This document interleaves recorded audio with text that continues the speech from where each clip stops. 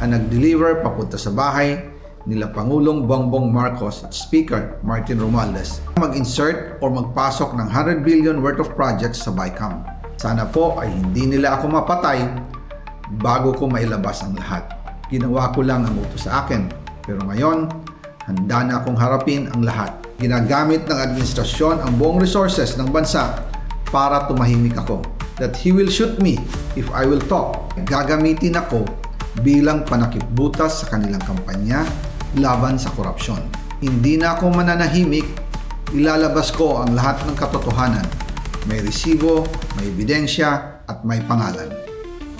Para sa bawat Pilipino, alam ko na buo ang galit ninyo sa akin ngayon.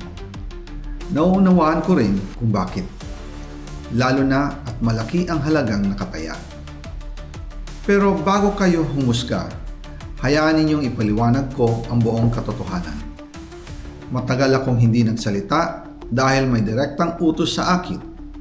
Huwag nang bumalik ng Pilipinas at manahimik na lamang. Umalis ako noong July 19, 2025 para sa aking medical check-up. Nakaplanong bumalik pagkatapos ng SONA ni Pangulo. Pero habang papauwi na ako, tinawagan ako ni dating Speaker Martin Romualdez at sinabihan, "Stay out of the country. You will be well taken care of as instructed by the President." Noon naniniwala pa ako sa kanila, kaya't hindi ako bumalik.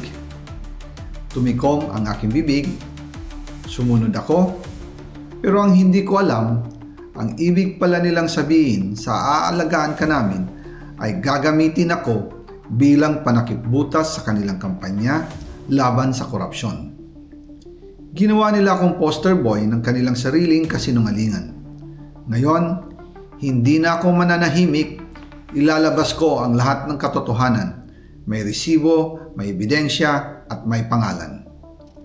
Nagsimula ito nung tumawag si Sekmina Pangandaman sa akin nung nag-umpisa ang BICAM process last year, 2024. Ang sabi niya, katatapos lang ng meeting nila ni Pangulo at may instructions na mag-insert o magpasok ng 100 billion worth of projects sa BICAM.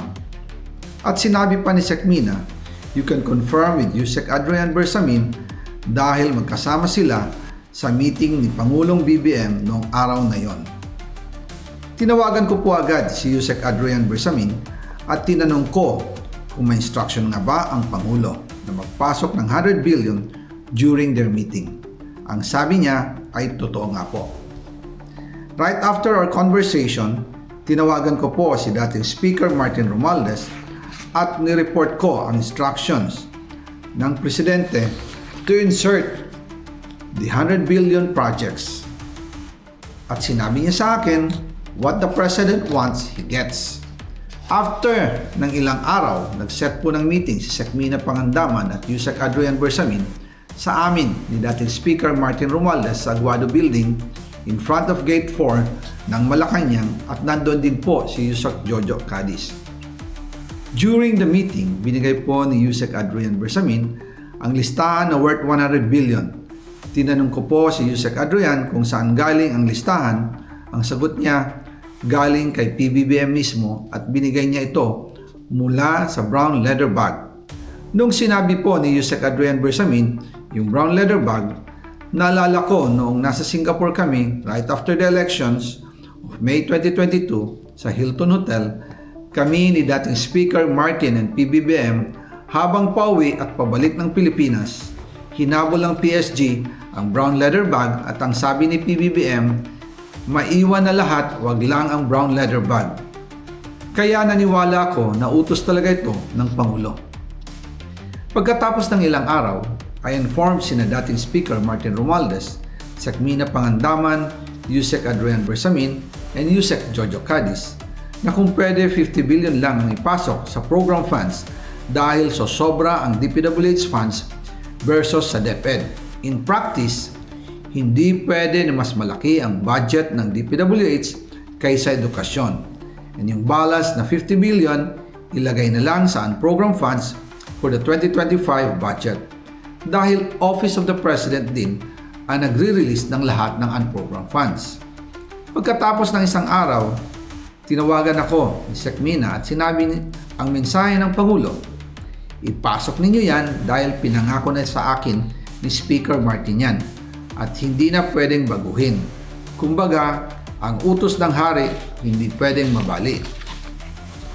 Again, I informed the Speaker and asked clearance about the instructions ng Pangulo.